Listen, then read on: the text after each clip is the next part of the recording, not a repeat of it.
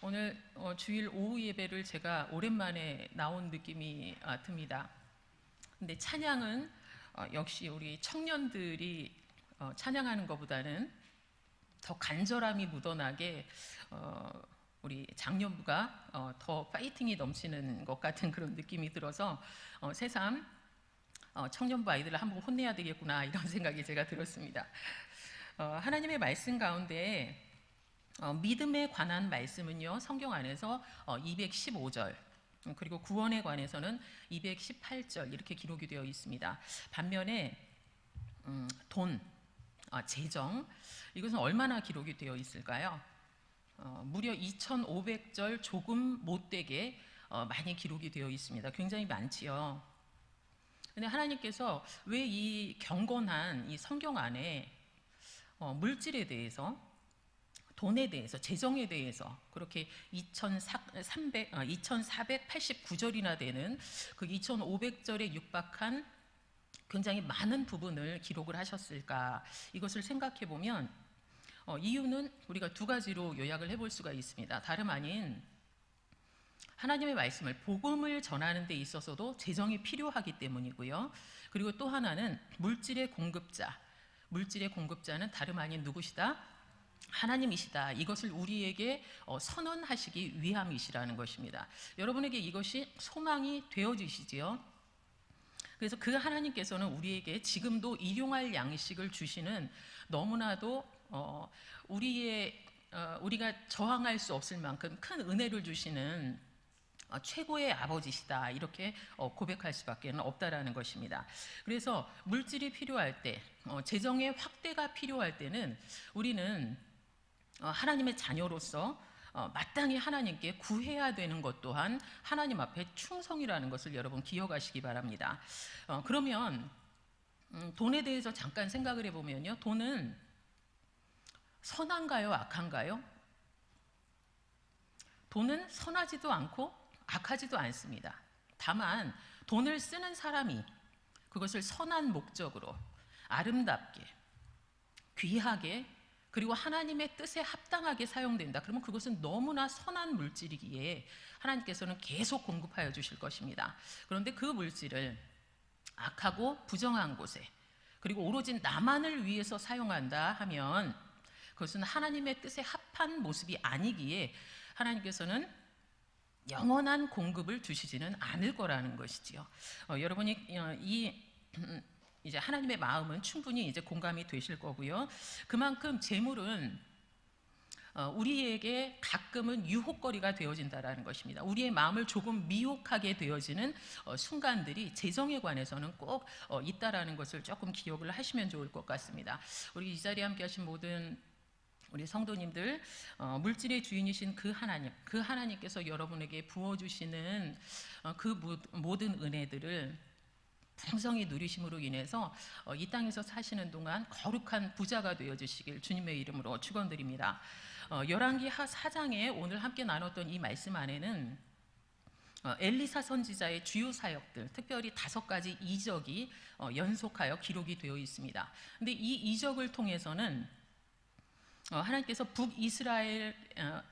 북이스라엘을 바알 숭배 사상으로 물들게 했던 그 아합 왕의 일가는 버렸지만, 반면에 하나님을 너무나도 신실하게 따랐던 하나님의 백성들에 대해서는 끊임없는 은총, 이적을 통하여서 끊임없이 은총을 베푸시는 그런 하나님이심을 지금 보여주고 있는 것이 오늘 말씀의 내용이 되겠습니다. 오늘은 첫 번째 이적을 한번 살펴보려고 합니다. 선지자의 제자들의 아내 중에 한 여인이 엘리사에게 찾아와서 부르짖습니다. 그러면 선지자의 제자들의 아내, 그러면 일단은 선지자의 제자들이 있다라는 것이죠. 그럼 이건 어떤 그룹이냐? 바로 영적인 지도자, 그리고 하나님의 사람이라고 불렀던 엘리사, 그 엘리사에게서 하나님의 뜻을 배우고 있는 신학생 정도의 그룹이 되겠습니다. 그 공동체. 그러면 하나님의 말씀, 하나님의 뜻을 계속 배우기 위해 애쓰고 있는 관계라면 영적으로는 아버지와 아들, 요 정도의 관계가 되겠죠. 영적인 부모 자녀 간 그것처럼 굉장히 친밀한 관계, 이렇게 생각하시면 되겠습니다. 그런 공동체 안에 들어있는 많은 아내들 중에 한 여인이 찾아와서 고백한 내용, 너무나도 고통 가운데 있고 절망 가운데 있는 그 여인이 도대체 어떤 일이 있었기에 엘리사에게 나와서 부르짖었는가에 대하여 우리 아까 본문 말씀 1절에 명확히 기록이 되어 있습니다. 1절 말씀 우리 함께 합독하십니다. 선지자의 제자들의 아내 중에 한 여인이 엘리사에게 부르짖어 이르되 당신의 종 나의 남편이 이미 죽었는데 당신의 종이 여호와를 경외하는 줄은 당신이 아시는 바니이다. 이제 빚준 사람이 와서 나의 두 아이를 데려가 그의 종으로 삼고자 하나이다 하니. 아멘. 이것이 여인의 사정이었습니다. 남편이 죽었습니다. 하나님의 뜻을 분별하여 열심히 배우고 있던 남편이 죽었다라는 것입니다. 그런데 그 남편에 대하여서 그 아내가 어떻게 고백을 하느냐. 그는 여호와를 경외한 사람, 여호와를 경외한 사람이었다라는 것을 당신도 아시죠. 이렇게 이야기를 하고 있다라는 것이죠. 그러면 여호와를 경외한 사람이라는 것은 어떤 사람일까요? 여러분, 하나님 경외하고 계시죠. 그래서 여호와를 경외한다라는 것은 삶의 자리, 그리고 성품, 예배, 모든 면에 있어서 온 마음과 정성을 다하여 하나님을 섬기는 자를 의미하지요. 그 모습으로 지금 남편이 평생 살아왔다라는 것입니다. 그러면 여호와를 섬긴다. 그러면 섬긴다라는 의미는 도대체 무엇일까요? 그러면 여러분 알기는 아는데, 그렇죠? 여호와를 섬기는 거, 하나님을 섬기는 거 여러분 아시죠? 어떤 모습이라는 건 아시죠? 근데 이게 표현이 잘 안 될 때가 있다라는 거예요. 제가 두 단어로 요약을 해드리겠습니다. 섬긴다라는 그 원어 안에 어떤 내용이 들어있냐면요, 두 가지예요. 예배와 봉사입니다. 예배와 봉사. 즉 하나님을 섬기는 자는 예배만 드려도 안 되고요, 예배 빼놓고 봉사만 하여도 안 된다라는 것입니다. 하나님을 섬기는 자는 예배 최선을 다해야죠. 영이 깨어나기 위해서. 근데 영이 깨어난 사람은 봉사하지 않고서는 하나님을 섬긴다 말할 수 없다라는 것입니다. 그런데 죽은 남편이 그러한 모습으로 살았다라는 것이죠. 그 멋진 남편이 죽고 나서 문제가 발생이 됩니다. 근데 그게 어떤 문제냐면, 빚을 준 사람이 형편이 어려워서 빚을 내었었는데 그 빚을 내준 사람이 이제는 남편이 죽고 나니 두 아이를 데려다가, 자기의 두 아이를 데려다가 종으로 삼겠다라는 그 너무나도 어려운 일이 벌어졌다라는 것이죠. 고대 이스라엘 사회에서는 개인의 신용에 따라서 돈을 빌려줬습니다. 그러면 담보를 잡히기는 해야 돼요. 그 담보가 무엇이냐면 자기의 몸이 되었습니다. 즉 자기의 몸을 담보로 돈을 빌린 후에 약속 기한까지 갚지 못한다 그러면 몸을 담보로 잡혔기 때문에 노동력으로 대신 갚아야 돼요. 그러면 노동력은 무엇이죠? 당연히 종으로 들어가야 되겠죠. 열심히 일을 해서 그 돈만큼을 갚아야 되니까요. 그런데 그조차도 할 수 없는 상황이라면 오늘 본문에 기록이 되어 있는 것처럼 자기의 아이들을 데리고 가서 종으로 삼는 것이 합법적이었다라는 것입니다. 그런데 이러한 상황을 그대로 둘 수 없기에 우리 하나님께서는 모세를 통하여서 율법을 전하여 주실 때 종으로 삼는 것을 6년으로 제한을 하셨습니다. 그렇지만 합법적이라는 것이죠. 종으로 삼는 것이. 가정의 위기라고 생각되는 이 일이 어떻게 하나님의 은혜의 시작점이 되었는지를 오늘 함께 살펴보려고 합니다. 하나님의 역사하심의 과정이 어떠했는지, 그리고 엘리사가 어떻게 반응하였는지에 대해서 2절 말씀에 기록이 되어 있습니다. 오늘 하나님의 말씀, 우리 2절 말씀 같이 읽습니다. 엘리사가 그에게 이르되 내가 너를 위하여 어떻게 하랴? 내 집에 무엇이 있는지 내게 말하라. 그가 이르되 계집종의 집에 기름 한 그릇 외에 아무것도 없나이다 하니. 아멘. 이렇게 여인이 고백하고 있습니다. 엘리사의 반응 여러분 지금 보셨죠? 내가 너를 위하여 어떻게 하랴, 이것이 우선적으로 엘리사가 그 여인에게 말했던 겁니다. 내가 너를 위해서 어떻게 할까? 야, 내가 너를 위해서 어떻게 해? 이런 느낌 아닙니다. 언어로 풀어보면 그렇지 않아요. 내가 너에게 어떻게 도움을 줄까? 무엇을 어떻게 하면 될까? 이 말투였다라는 것이에요. 오늘 오전에 목사님도 설교하셨지만 같은 상황에도 똑같이 말하지 않습니다. 누군가는 의욕을 뚝 떨어지고 힘이 빠지게 말을 하고, 누군가는 용기가 확 생겨나고 위로가 되어지는 말을 한다라는 거죠. 그런데 엘리사가 오늘 그렇게 하였다라는 것입니다. 그런데 말로만의 위로가 아니에요. 말로만 용기 나게 하는 것이 아니라 엘리사는 실질적인 해결 방법을 도모하고자 하는 마음을 품고 그에게 용기 있는 말, 그리고 그 마음이 전달되어질 수 있는 말을 하고 있음을 볼 수 있습니다. 그리고 이렇게 얘기하죠. 내 집에 무엇이 있는지 내게 말하라. 이렇게 이야기하면 너 집에 지금 가지고 있는 거 뭐 있어? 이렇게 묻고 있다라는 거죠. 현재 가지고 있는 것이 무엇이냐? 이렇게 묻는 엘리사의 질문. 그것이 만약에 여러분에게 질문이 되어진다면 여러분 대답하실 거 너무 많으시죠. 집도 있고 차도 있고 집에 TV도 있고 에어컨도 있고 너무나도 많지 않습니까? 그런데 이 여인의 고백은 그렇지 않았어요. 기름 한 그릇 외에는 아무것도 없나이다. 그런데 오늘 본문 뒤에도 그릇이라는 단어가 나오는데요. 여기에서 얘기하는 그릇과 그 그릇의 원어는 다릅니다. 그래서 지금 이야기하고 있는 이 그릇, 기름 한 그릇 외에는 아무것도 없습니다. 그래서 이 그릇은 한 병을 의미하는 게 아니에요.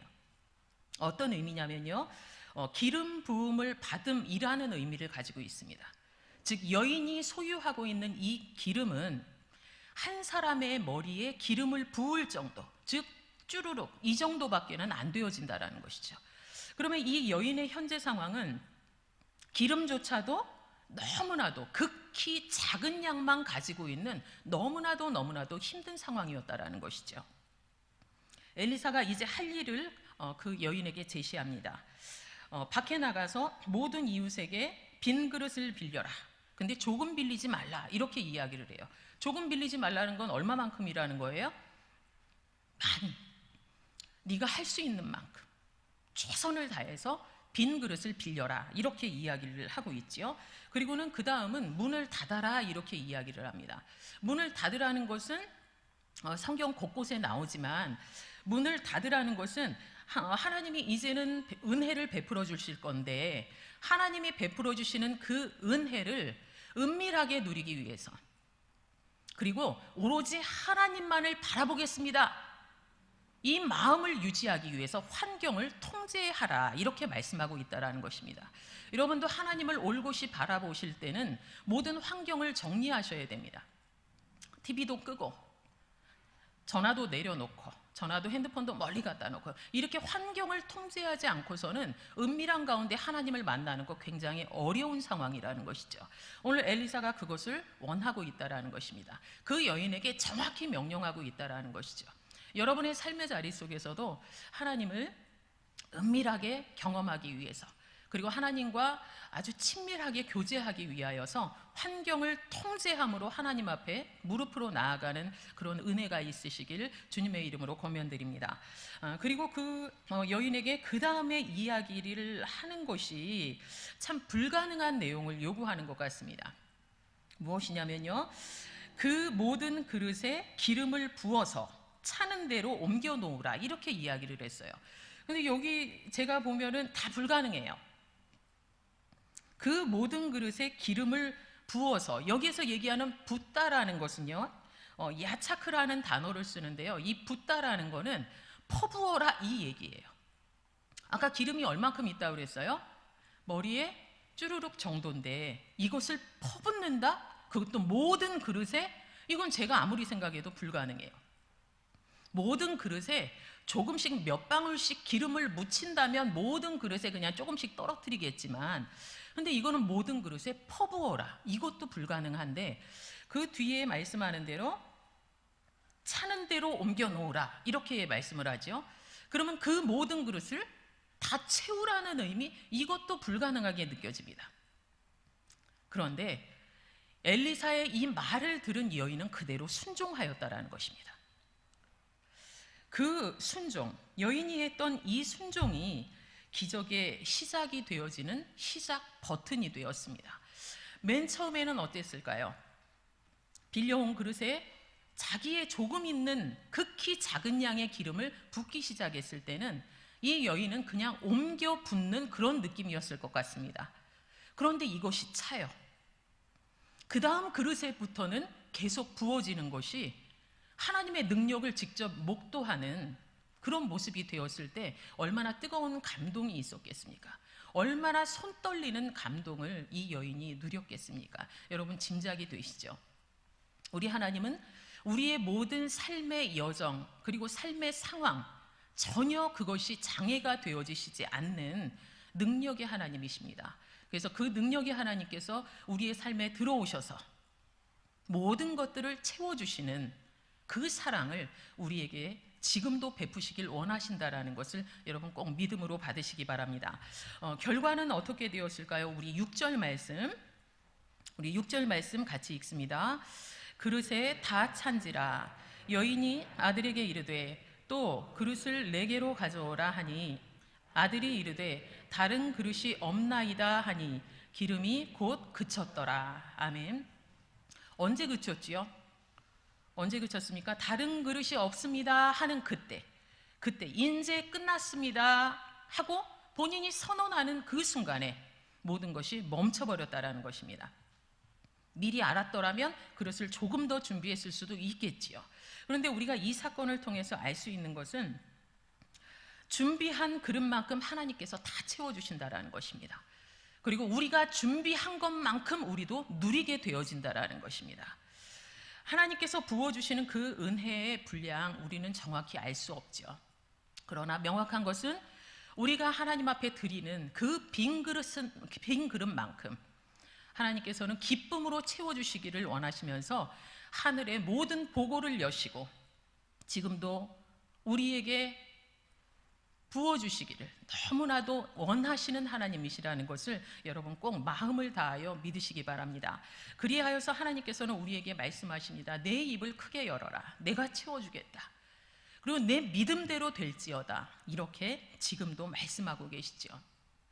여러분의 육의 문제, 육신의 문제, 그것만이 아니라 영혼의 목마름, 영적인 갈증, 그것으로 인하여서 비어있는 우리의 마음 그릇조차도 하나님 앞에 내놓을 때 하나님께서는 넘치는 은총으로 언제든지 가득 채워주시고 지속적으로 채워주신다라는 것을 여러분 마음에 깊이 받으시고 그 하나님 앞에 온전히 마음을 드리는 우리 성도님들이 되시길 주님의 이름으로 축원드립니다. 엘리사가 순종한 그 여인에게 이야기합니다. 기름을 팔아서 빚을 갚아라. 그리고 남은 것으로 생활해라. 이렇게 이야기를 하죠. 그 여인의 부르짖음, 그 이유, 그리고 그 여인의 가정의 고통의 이유는 빚의 문제였습니다. 빚으로 인하여서 아이들이 종살이를 해야 되는 그 문제. 그런데 하나님이 채워주심으로 인해서 그 원인이 되어지는 빚만 갚아주신 것이 아니라 그 이후의 삶에서도 똑같이 빚지거나 하는 일이 없도록 너무나도 풍성하게 가득가득 채워주시면서 근원적인 회복을 그리고 실질적인 축복을 넘치도록 하나님께서는 허락하셨다라는 것입니다. 우리 로마서 12장 3절의 말씀, 우리 하나님의 말씀 우리 함께 합독하십니다. 내게 주신 은혜로 말미암아 너희 각 사람에게 말하노니 마땅히 생각할 그 이상의 생각을 품지 말고 오직 하나님께서 각 사람에게 나눠주시는 믿음의 분량대로 지혜롭게 생각하라. 아멘. 믿음의 분량 있다라는 것입니다. 사람마다 같은 믿음의 분량을 가지고 있지 않아요. 용량이 다 다르다라는 것이죠. 그릇이 다 다르다라는 것입니다. 그렇다면 믿음의 분량, 믿음의 그릇, 그 사이즈를 넓히며 살아가는 것이 천국 가기 전까지 우리가 해야 될 사명이라는 것이죠. 그릇을 넓힌다 그러면 당연히 작은 그릇을 넓히기 위해서는 아픔이 있습니다. 그리고 인내가 필요해요. 명확히 말씀을 드리면 그 그릇을 넓히기 위해서, 믿음의 분량을 넓히기 위해서는 두 가지가 필요합니다. 무엇이냐면요, 희생과 순종뿐입니다. 여러분이 잘 아시는 것처럼 오병이어의 사건에서는 장정만 5천 명을 먹이기 위하여 누가 희생을 하였느냐? 어린아이의 희생이 있었다라는 것입니다. 아주 작은 어린아이, 자기 것을 가지고 있으면서 잘 내놓지 못하는 것이 아이들이죠. 이거 내 거야 하고 있으니까. 그런데 그 많은 어른들을 먹여 살렸던 것이 다름 아닌 그 어린아이, 집에서 가져온 보잘것없는 도시락 하나, 그것을 희생하여 내놓을 때 엄청난 기적을 바라봤다라는 것 여러분 잘 아실 것입니다. 그런데 누구나 자기의 것을 내놓는 순종의 결단 쉬운 것은 아니라는 것이죠. 그러나 여러분이 오늘 함께 말씀을 나누면서 스스로 생각이 되시겠지만 희생과 순종만이 기적이라는 펌프에서 끊임없이 물을 쏟아져 나오게 하는 마중물이 되어진다는 것입니다. 아무리 멀쩡하고 성능이 좋은 펌프가 있더라도 내가 지금 당장 목이 말라서 그 물을 먹어버린다면 기적을 경험하지 못한다는 것입니다. 기적이라는 펌프에서 계속 쏟아져 나오게 하기 위하여서는 내가 잠깐 참는 아픔이, 내가 잠깐 원하지만 멈추고 먹지 말아야 되는 희생이 있어져야 할 때, 그것을 펌프에 부었을 때 지속적으로 쏟아져 나오는 은혜를 경험한다는 것을 여러분이 기억하시며, 여러분도 이러한 축복과 은혜를 삶 속에서 누리시겠다 결단하시는 그런 기회가 되길 간절히 소망합니다. 그러면 그 기적이라는 펌프에 희생 그리고 순종이라는 그 마중물을 부었을 때 얼마나 도대체 쏟아져 나올 것인가, 얼마나 더 하나님의 은혜와 기적이 쏟아져 나올 것인가, 그것에 대하여서 우리 에베소서 3장 20절의 말씀에서는 우리 이렇게 말씀합니다. 함께 읽습니다. 우리 가운데서 역사하시는 능력대로 우리가 구하거나 생각하는 모든 것에 더 넘치도록 능히 하실 이에게. 아멘. 이것이 바로 하나님이시라는 것이죠. 우리가 구하거나 생각하는 그만큼 아니시고요, 그것을 능가하여 우리에게 베푸시는 분이 누구시다? 바로 여러분의 아버지시다라고 말씀하고 있다라는 것입니다. 그러하기에 우리는 믿음을 가지고 그릇을 내놓고 우리의 믿음을 내놓을 때 하나님께서는 끊임없이 지속적으로 우리를 채워주시기를 원하신다라는 것입니다. 하나님은 우리의 빈 그릇을 다 채우십니다. 그리고 여러분의 빈 그릇은 반드시 다 차게 된다라는 것을 여러분 꼭 믿으시기 바랍니다. 그 하나님을 더욱 집중하여 바라보심으로 인해서 여러분의 영혼육의 모든 결핍, 그 모든 결핍 가득히 풍성히 채워주시는 하나님의 은혜를 날마다 누리면서 살아가시는 우리 선돌교회 모든 성도님들이 되시길 주님의 이름으로 축원드립니다.